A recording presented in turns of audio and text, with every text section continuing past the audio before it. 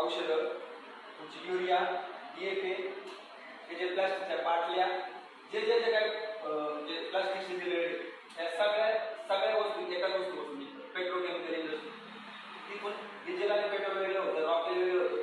ज्याचा सगळा कचरा राहतो शिल्लक, तो येतो गोळ्या औषधं युरियामध्ये. तो कचरा म्हणजे रिसायकल काय असं बाहेर घेत नाही.